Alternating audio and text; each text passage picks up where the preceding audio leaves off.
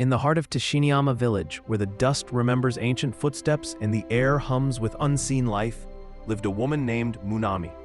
Within her, a new life stirred, a son destined for a path unlike any other.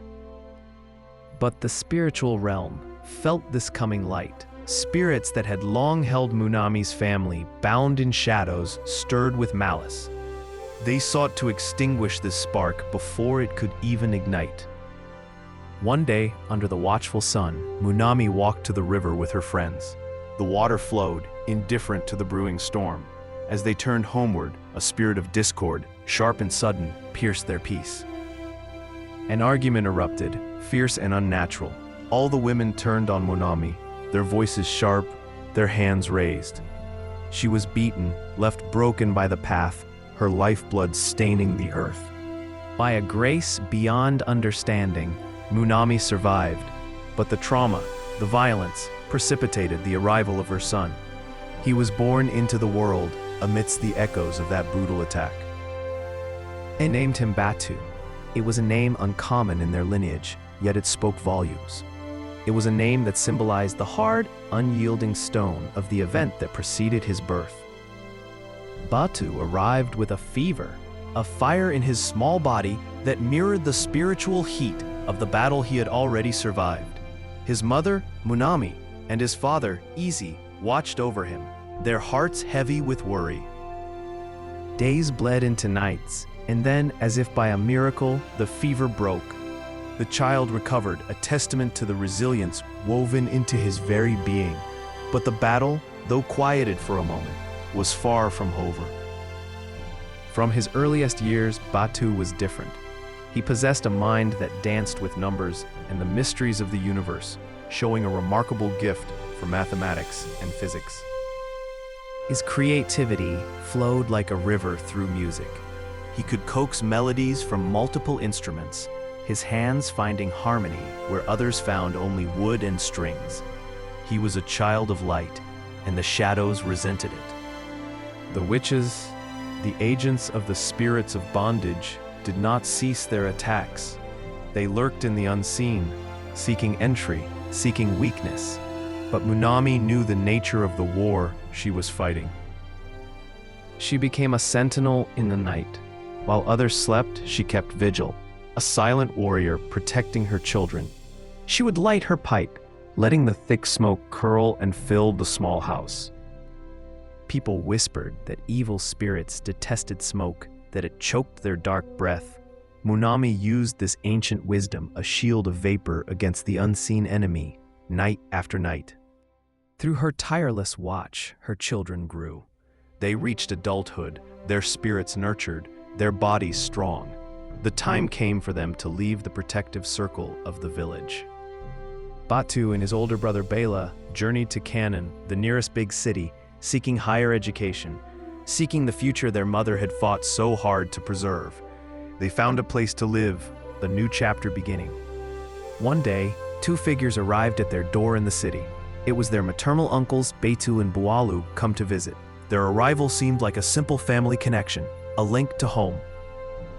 But the air shifted, subtly, almost imperceptibly. Little did Batu and Bela know, these uncles carried a dark purpose, a mission tied to the battle that had raged before Batu's birth. They had come to finish what the spirits had started. Their objective was chillingly simple: either kill Batu outright or obtain something intimately connected to him, something like his undergarments. Such an item, in their spiritual world, could be used in a sacrifice, a ritual to bind or destroy his spirit. In the physical world, the result would manifest as a sudden, inexplicable illness, a minor ailment that would swiftly claim his life. But the path they sought to walk was not going to be easy. Batu, despite the city's distractions, had become a fervent believer, his faith a shield, his prayers a constant, powerful force. He followed the words of God with a devotion that anchored him. After a time, Batu disappeared as suddenly as he had arrived. He left without a word, vanishing back towards the village. Batu and Bela were puzzled, concerned by his abrupt departure. They questioned Bualu, who remained behind, his presence a persistent shadow. Bulu offered a simple explanation: an emergency in the village, a sudden need for Batu to rush home. He promised Batu would return. But Batu never came back. Bulu stayed, his resolve hardened, his mission unfinished. In the spiritual hierarchy of their dark work, Bulu was said to be more powerful, more tenacious than Batu. The fight continued, unseen by most. One afternoon, Batu washed his clothes, hanging them on a line to dry under the open sky. It was a simple, mundane act. Then, the first sign, a sudden violent gust of wind tore through the air. It snatched one of Batu's undergarments from the line. People nearby saw it, a small piece of fabric lifted high. It flew upwards, shrinking against the vast blue, until it vanished completely into the sky. Batu, shaken, felt only the pang of losing a favorite item, unaware of the unnatural force at play, unaware that this was no ordinary wind. Weeks later, another strange event. Batu's towel disappeared without a trace. It was there, and then it was gone. He searched, he asked around, but no one had seen it. When he questioned Bulu, his uncle simply denied seeing it, his eyes giving nothing away. The air in the house grew heavy with unspoken things, with a tension that coiled tighter with each passing day. Months drifted by, marked by the rhythm of school and the quiet, persistent presence of Bulu. Then, one evening, Batu and Bela returned home. They found Bulu sitting alone, his face grotesquely swollen, as if he had been brutally beaten by an invisible mob. The sight was shocking, terrifying. They rushed to him, demanding to know what had happened. Bulu looked up, his eyes filled with a mixture of pain and defeat. He began to cry, a deep, ragged sound, and sighed. "I failed," he whispered, the words heavy with despair. "Why did you fail?" They pressed him, their voices urgent.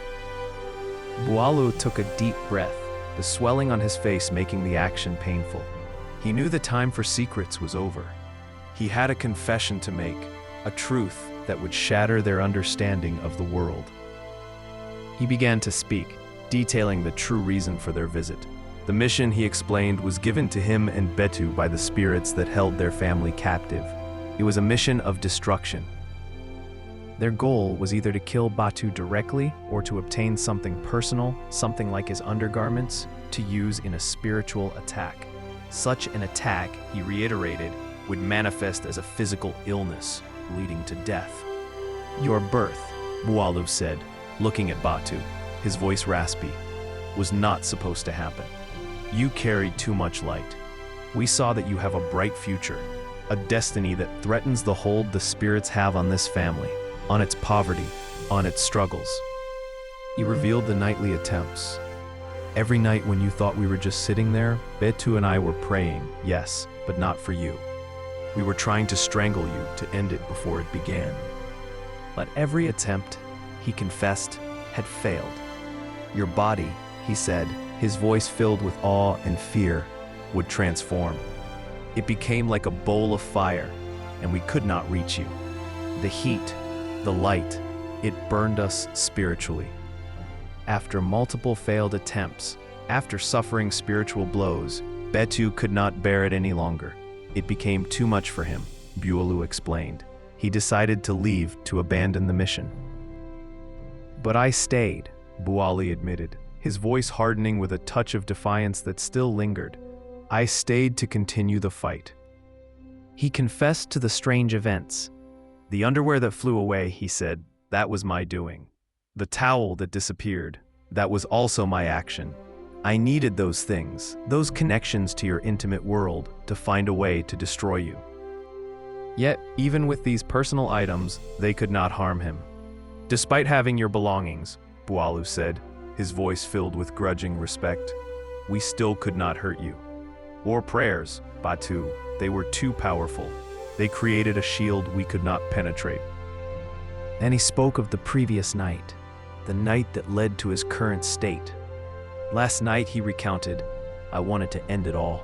I decided to leave my body spiritually, to gather an army of sorcerers, for one final decisive battle." They were ready to strike, a host of dark forces converging on the house. But as we were ready to strike, Bwalu said, his eyes wide with the memory, we found a big angel standing in front of the door. He held a great shining sword. They attempted to force their way in to push past the celestial guard. But every time we tried, Bwalu explained, he would extend his sword and it would cut us, hurt us spiritually. For hours, the battle raged in the unseen realm. As morning approached, the dark forces retreated, leaving Bwalu alone, defeated. They left me, he said simply. He had to return to his physical body, which remained in the house. At that moment, he said, gesturing to his swollen face, I was weakened, broken from the blows I received. He made a desperate plea, a deal with the angel. I made a deal not to hurt you, Bwalu told Batu, and then he let me back into the house. What you see on my face, he concluded, his voice barely a whisper, is the result of all the blows I received last night in the spiritual battle. Forgive me, Batu, for wanting to hurt you.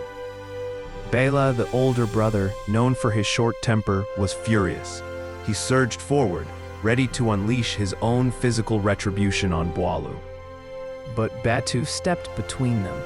He calmed his brother, his presence a quiet strength.